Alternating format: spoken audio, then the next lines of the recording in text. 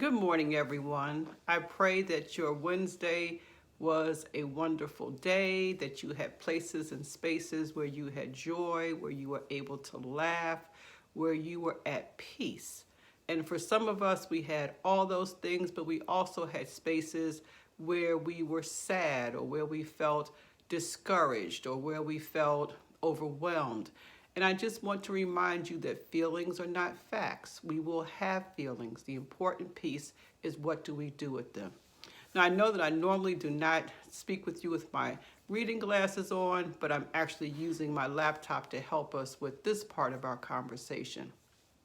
We have been talking about forms of anger, and we have been focused on anger turned inward, which can look like or become some depression. Another cousin to anger turned inward is repressed anger. Repressed anger, they consider to be one of the most dangerous emotions because we don't know that it's there or what it's there for. And it says it hides deep in our subconscious mind, and when it does surface, it comes disguised. It can come disguised as sarcasm. It can come disguised as fatigue or depression. We don't necessarily recognize it as we are repressing our anger. So I want to go over with us 5 signs that you may be holding your anger inside. The first sign is you're an overly passive person. Being passive can be a good thing, but we always want to operate in balance. For someone who is overly passive, nothing ever phases you. Everything is, it's okay, or, I don't really care, or whatever. Now, that could be true for some instances, but when that is your go-to response, that nothing ever affects you, that's a sign that you may be repressing your anger. And where may that have come from? It may have come from growing up and being criticized for how you expressed your anger, or seeing other people express angers in ways that frighten you, so you decide to hold your anger in. But again, we can do something about it. We can heal and we can recover. So the first thing is being an overly passive person. And our goal is to aim for balance.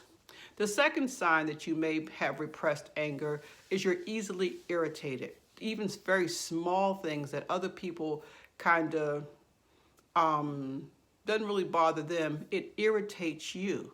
Now, you may say, well, that I'm not being passive, but the key is it irritates you, but you don't say anything about it.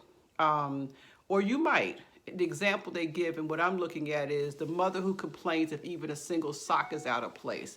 The need to have everything in its place, everything irritates you. You're reading a post on Facebook and it could be about it's a wonderful day and the sun is shining, and for whatever reason it irritates you.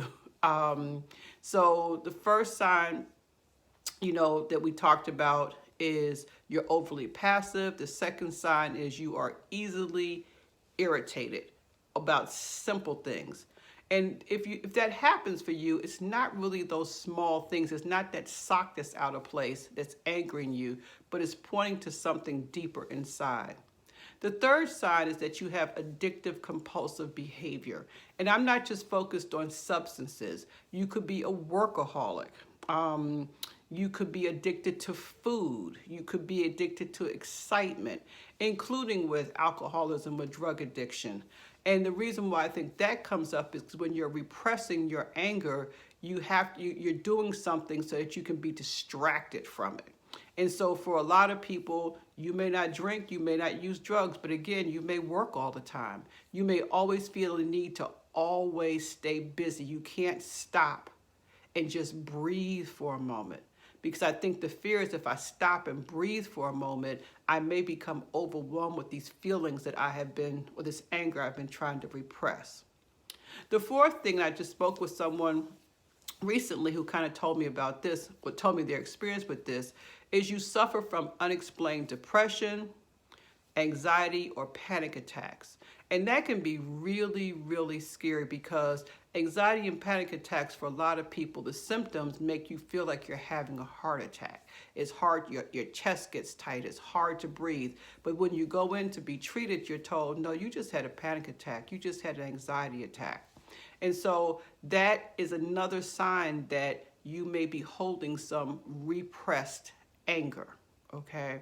Or if you find yourself just really, really sad and you cannot pinpoint why you're sad, that can be a sign of repressed anger. And the last sign is, and we've been talking about this continually, you have a negative self-image. You don't feel good about yourself. Now that can come in a disguise because people may see you and say, oh, she's so kind, she's so gentle, she is just, just so loving. But deep down inside, you don't feel good about you. You may be able to demonstrate all these traits to someone else, but deep down, you don't believe that you're good enough. You don't believe that you met the mark. And for some people, those are messages that has been told to you throughout your life, maybe as a child, maybe in a dysfunctional adult relationship. Your partner or your husband or a wife is telling you you're not good enough. There's something fatally wrong with you, and we begin to internalize that. So what can we do about repressed anger? Again, journaling can be helpful because it can help you to get those feelings out. But the first step, as in anything we've talked about, is to be able to identify if this is you, if this is your challenge. If you're listening to this and saying, oh yeah, that explains Bob's behavior. Oh yeah, that explains why Sally's like that. I would invite you to maybe not pay so much attention to how these things manifest in other people, but to first ask yourself, do your own inventory and say, does any of this resonate with me about me? Does any of what's being said resonate with me about me? And if you can honestly say no, kudos, you're operating from a balanced perspective. But if you have to say, ooh, ouch, feels like you stepped on my toes, it's not a bad thing. We never deal with judgment. It's simply identifying. It just is what it is. It allows us to establish a baseline of where we probably need to work from. So today it's a bit dreary outside. I'm moving a little slowly today, but I am moving, and my desire for you is that you would have began the journaling process. Now, I just remembered what else I wanted to add in about journaling. And so someone had written in a comment and said that they used to journal, but they stopped because it was painful to read what they had written.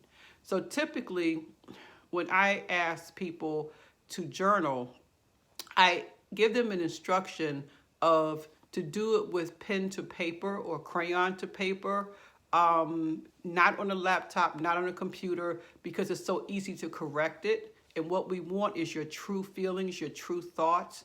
And then I also give them instruction to not go back and read it again.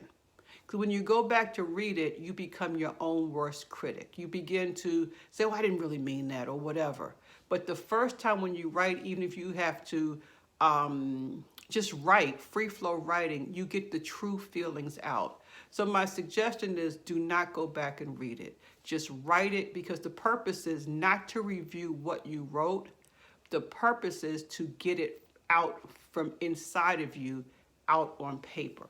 And with that note, I just got a little distracted because I had a message on my phone with my Instacart thing that I really wanted. The guy refunded it, so I'm going to have to figure out how to make that work. But in the meantime, I invite you, and my wish for you is to have a wonderful day on purpose. Pick up your journals, pick up a piece of paper, and begin to write. Love you all, and I'll talk with you tomorrow. Bye-bye.